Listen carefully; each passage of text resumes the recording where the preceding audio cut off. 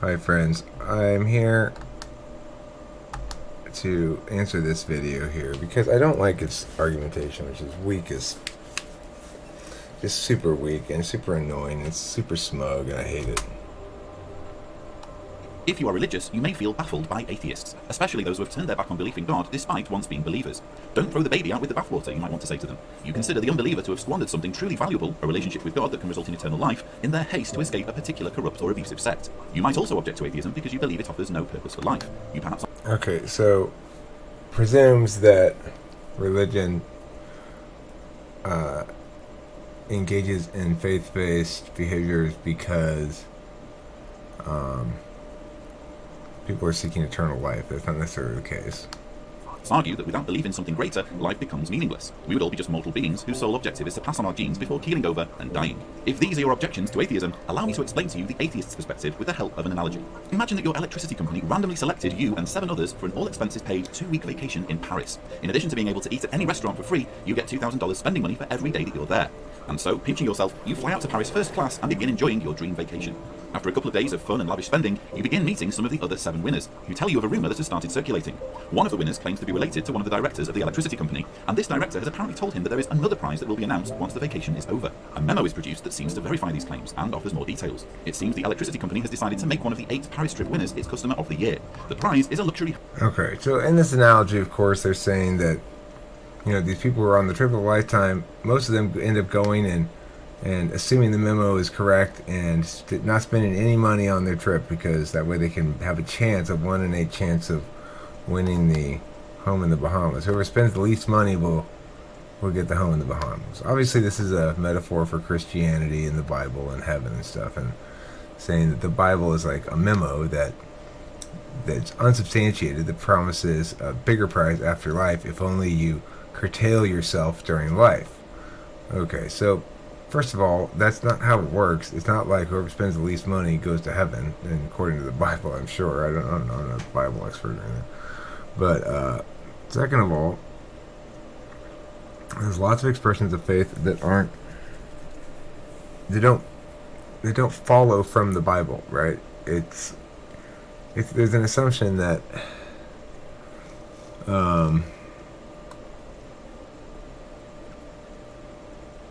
it's like there's an assumption here that there's a rationalist decision to make regarding this matter, and I'll get more into it in a second.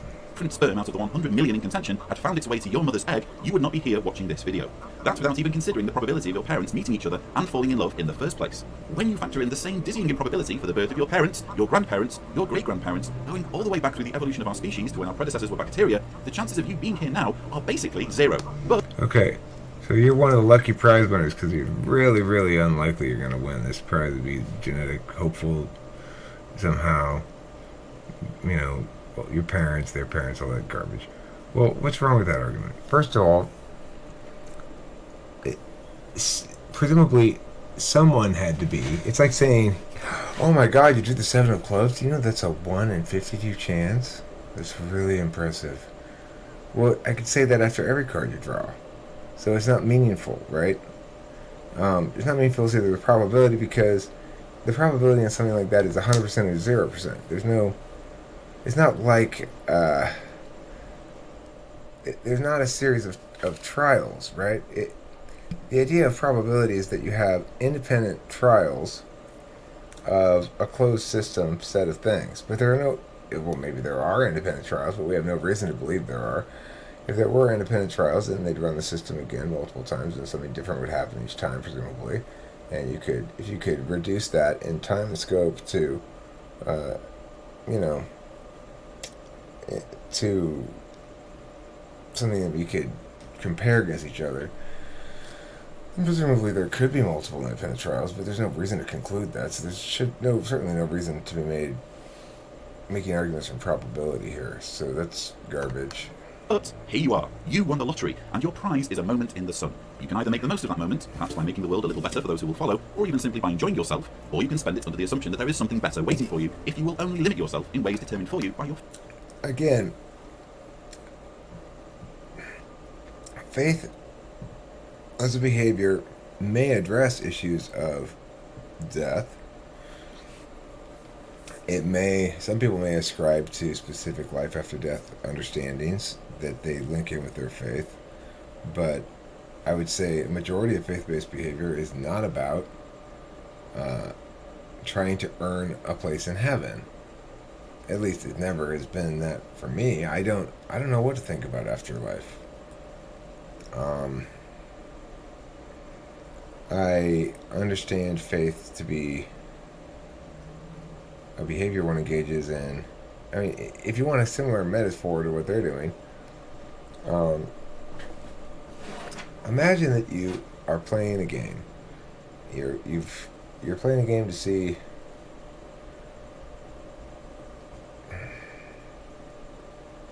You're playing a massively multiplayer online role-playing game, and there's a thing you can do. You can join some sort of sect in the game, and it gives you extra powers. But to do it, you have to be able to switch on and off rationalism as a metric. Well, in that instance, it's a double win, because it's not always preferable to use rationalism to solve every problem. And having access to this extra power of magical thinking is not run exclusive to being a rationalist, provided you have a metaframe that accounts for it in a meaningful sense. But the most important thing, and part of that metaframe for me, is part of the impacts under that metaframe, I should say, is that by understanding faith forms as behavior, we understand it as what it is rather than as an affirmation of something. Just because I behave as though I think there's water in the swimming pool when I go onto the diving board, it doesn't mean I'm going to jump off the diving board into the pool, whether there's water there or not. So too is it with affirmations and belief. Just because you behave as though you believe in something doesn't mean you necessarily want to affirm the statement. The act of affirmation of a statement is different than the act of faith. Fellow winners, most of whom have long since died. The Bible is the memo that has been circulated. It is strewn with contradictions, and almost everything it has to say about the beginnings of our kind has been debunked by science and archaeology. Our species did not pop into existence 6,000 years ago. There was no global flood. The Exodus didn't happen, or if it did, it was at a completely different time and under entirely different circumstances than the Bible describes. Like the memo in our analogy, nobody can be certain of who wrote the Bible. Ironically, scholars know more about the writers of the Old Testament than they do about the writers of the New Testament. You could write a document tomorrow that would be just as worthy of consideration as a message from God to mankind. At the very least, it would stand a better chance of being scientifically accurate. And yet, millions of people, through the urgings of their fellow competition winners. Okay, so why is scientific accuracy the metric we ought to use to evaluate the legitimacy of something? That's the first question you got to ask, and it's not the question this video is equipped to answer. In other words, there are several levels below where one ought to be, ideally, in terms of cognitive development. This kind of reductive atheism, where it just says, well, faith necessarily is a rationalist decision fucked up terribly by totally irrational people. But it's not like that. Religious leaders who claim to have inside knowledge curtail their enjoyment of the rare gift of life in hopes of something better. They deny their sexuality. They limit their opportunities to love and be loved. They submit themselves to servitude and austerity, some even going as far as to end their lives altogether, all so they can be in with a chance of winning a prize. I do limit myself in terms of my capacity to love and be loved. I'm in a monogamous relationship, so absolutely I do. And I do it for moral reasons as well as self-interest. Now,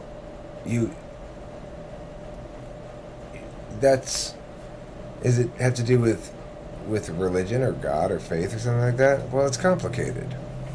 Oops, there's a lot of people in here. Faith. Yeah, well, I'm having it. Well, maybe some of these guys want to chime in. I don't know. What's up? Hey, I'm making a video. I'm responding to this stupid atheist thing I'm watching, which is like a believer's guide to atheism in 9 minutes, and it's all talking about. Well, I mean, I'll repeat what it's saying to you since you won't be able to hear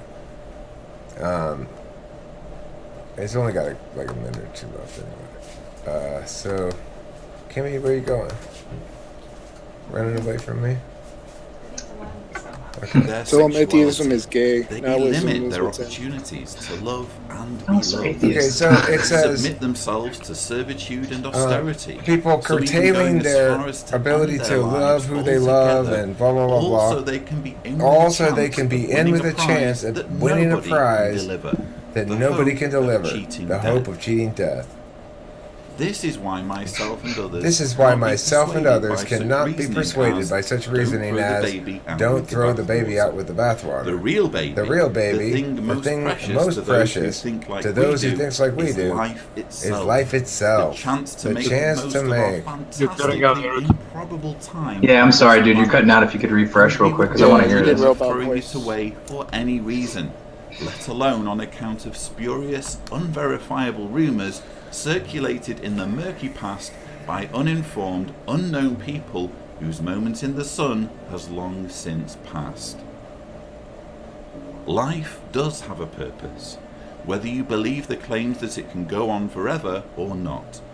Like the holiday in Paris, the purpose of life is to make the most of it and savour every moment. I was In 15. terms of Same probabilities, here. All right, Eric, you there? shouldn't be alive, and you shouldn't be able to love. All right. So what's he saying? Alright, so I'll go back a little bit, but It's past. Life does have a purpose. Whether you believe Whether the you claim believe the that it claim that can can go on forever or not. Like the Like holiday, the holiday in Paris, Paris, the purpose, the of, purpose life of life is to make the most of it and and savor every moment. In terms of probabilities, you shouldn't be alive. and you shouldn't be able to And you love, shouldn't be able to hate, love, hate, cry, laugh, hurt, heal, run, or stand still. or stand still. Find irony in the fact Find that you I- can do all of those Find things. irony in the fact that you can do all those You even get to share things. the experience with You others. even get to share the experience with others. Simply by being here, alive Simply and by breathing, being here, alive you and get to do breathing, things you get to that do will things shape that will shape history. You get to create yet more fantastically improbable and beautiful moments. Whether it's expanding Whether your it's horizons, expanding your or horizons, raising a family, or raising a or family, creating or something creating uplifting, something uplifting, or even simply kindness showing to kindness to someone. Every moment is a miracle. Every moment's a prize miracle. You shouldn't have won. You shouldn't have won a Seize the prize. incredible opportunities Seize the incredible opportunity the universe has given relish you, having the freedom and relish having the to find your own freedom purpose. to find your own purpose. It's your life to live. It's and your you get life to only live, one, and so you make get it only count. one, so make it count. I'm Lloyd Evans, and you've been I'm Lloyd watching Evans, John and Cena's you've been channel. watching the Please shittiest don't video forget- you've ever seen. Wait. So where's the argument about God in there? That sounds like some embellished. Latitudes. He's just saying that it's like trying to convert Christians into atheism by saying, "Listen, hey, you're being irrational." Sounds like an evangelical atheist or something. Like, there's no argument there, though. There's no sustenance. Well, it's really, it just presumes the most reductive understanding of religion or faith. It presumes a lot of stuff. It assumes that everyone's like going about their life happy, and they hear about God, and they're like, "Oh, you mean I shouldn't be doing these bad things? Oh, you mean I'll go to hell? Okay, I'll stop doing these bad things and I'll listen to your book." I mean, who has that relationship with religion? Anybody? Some people, I'm sure, but I mean, I just... it's like it's kind of like the opposite way sometimes, where you hear Christians try to argue against atheism, but they just use apologetics and they start assuming a bunch of things that you believe. You know what I mean? Like, That's very similar to that. It's almost the exact flip. Yeah. yeah, it's like they're using like atheist apologetics or something. The basic message... It's also like, Go ahead, sorry. I mean, it reminds me of things I would say to myself when I was 15 and sort of wallowing in nihilism to make myself feel better. Right. It almost sounds to me like he's trying to convince himself and not the others. It just seems kind of It's- childish. Yeah, incredibly. Like his philosophy is very immature. Is the best way to put it. Like he doesn't really thought out. Yeah, It's just plus he platitudes. doesn't know what the word irony means either. That's always a good one. Yeah. The thing about it is, there's some implicit contradictions in there as well. Like, okay, you say there's no purpose, and you say life does have a purpose. It's to make the most of it and enjoy, savor every moment, because it's so improbable that you're existing. Well, I mean, is it more improbable that you're existing than it's improbable that somebody draws a 7 of clubs? It's like, oh, you draw the 7 of clubs? There's a 1 in 52 chance of that. Well, I was going to draw something. I'd say it's a... Well, yeah, exactly. The way statistics work, they can always happen on the first try. It's kind of weird. A huge impossibility that always happens is when you not draw 7 of clubs, but shuffle a deck of cards. You crush statistics. That's a 1 in 52 factorial, which, if I'm not mistaken, there are more combinations in a card deck than there are atoms in the planet. But once you shuffle a deck, boom, you got it. So, I mean, I don't know. It doesn't really seem like any reason for anything. Right, you shuffle a deck in a certain order, right? There's a 1 in chance of that. Well, there's always, every single time it's going to happen. So that's a similar thing with genetics and it being impossible that you exist. Yeah, given enough time, it's going to happen. It could happen the first time. I mean, it does all the time. What are the math probabilities of winning the lottery versus being born? Is it more? Listen, I'd say conscious existence has a huge probability, probably more than a card deck getting shuffled, but it's still the same concept. That when you shuffle a card deck, again, if you ever do the math on 52 factorial, it's a lot. It's a lot. You do it every time. You literally made a combination that nobody else has ever made, most likely in the universe, when you shuffle a deck of cards, or in the world, I should say. Yeah, they play a lot of cards elsewhere in the universe, so that'd be too bold a claim. Yeah. Well, in Vegas, they add three decks and rotate them around or shuffle them. That's even crazy. Odds, yeah, exactly.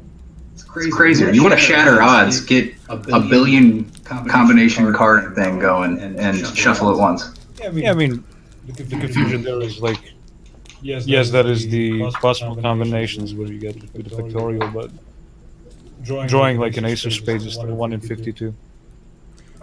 No matter how exactly. you shuffle it. The thing is, what's unlikely is not the event occurring. What's unlikely is you predicting it in advance. Mm-hmm. So there's a misconception of probability in some regard in that sense, you know. Exactly. That's the big misconception. It's like you can shatter odds all the time. It's only predicting it in the beginning that's the hard part. Yeah. Right, well, that's the thing that's unlikely is the point. You're not the event occurring has no likelihood or not. It's the prediction that ends up having a likelihood. So many people left a comment on my most recent song upload. It just says horrible. It's like, okay. Well, thank you for your feedback. Damn. Yeah. You should just That's delete kind of the shitty feedback. You should just delete the video, man, and like delete your YouTube channel. Actually, Yeah, I'm gonna I give was- up. Was that the one for The Voice? What's that? I think they Was contact that you. the song for The Voice? I did audition for an open mic night that they're putting on, but it's like another day or two before they announce it. It's August 1st or August 2nd they announce it. I also have the Jingle in a contest, and I'm really hoping to win the Jingle Contest for the Barnes Law Firm. Have you guys heard my jingle? It's only like 10 seconds long. Nah. Okay, let me play it for you. Here we go. I know the open mics for The Voice aren't important, by the way. Okay, here. Injuries addressed by law, so when you're injured, time to call the firm that's fighting for the win to see justice restored again. 1-800-8-million, the Barnes Firm. I'm gonna play it one more time. It's pretty good. Injuries addressed by law, so when you're injured, time to call the firm that's fighting for the win to see justice restored again. 1-800-8-million, the Barnes Firm. So, I like that. you know, the first prize in the Jingle Contest is $10,000. Now, I don't know if I'm going to get first prize, but they also have a set of $100 prizes for like the almost rans. So, I'm hopeful I might get a $100 prize. You never know. I would love to win $10,000. Yeah. But who knows how many people submitted jingles? Does it have to be a certain time? Well, they said, here's our existing one. Improve on this. I understand jingles to be about 10 or 15 seconds the longest. Their current one is like 14 seconds. This is a little shorter than their current one. They don't want a full-ass song. They want a jingle. Yeah. I try to make it a little slower. Would be my only advice. Just not even a good argument for it. I think it'd just be a little better to a little more enunciation, like slower. But it's a dope jingle. Thanks. We'll see. Fingers crossed. I got two things up in the wind right now. I'm waiting to see if I get some kind of feedback from them or callback or whatever, you know.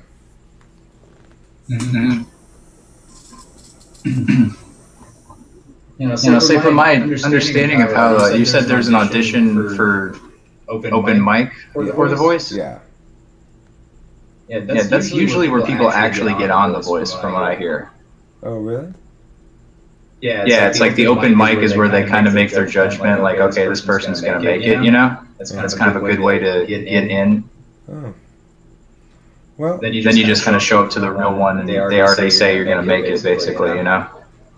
I'll tell you, it wasn't the best audition video I've ever made. It was late at night. I couldn't really belt anything out, or I was kind of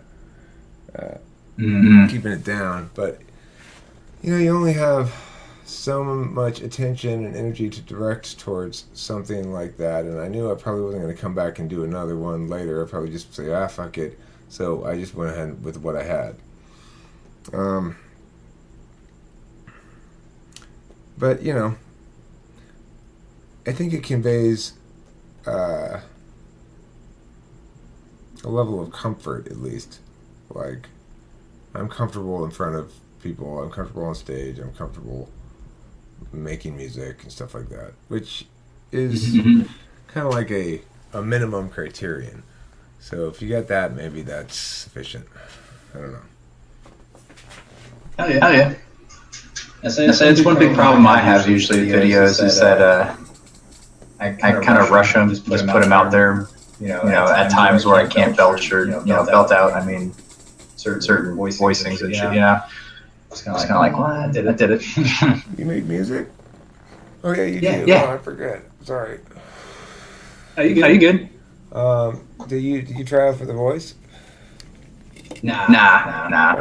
Why don't you submit a video audition? I don't know. I thought about it. I'm kind of just a little lazy, a little critical.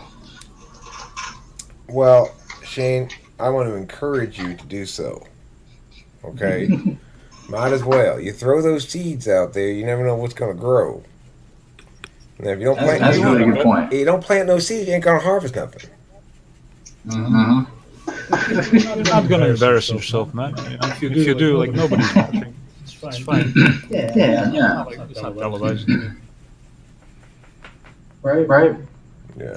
Right now, so far, I just kind of go to open mics and working on a little thing with my buddy to maybe do a Sunday gig at a bar where they want us to do it. But we're both 9, so we're just really chill. I'm like, yeah, no pressure, man. We're never gonna do this.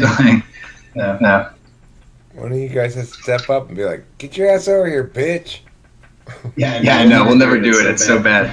Always like, dude, I didn't do anything this week. He's like, yeah, dude, man, it's all good. So just jam for a little while, All right. Take a year. Oh, I forgot I was making that video. All right, thanks for watching. Don't forget to eat plenty of cheese.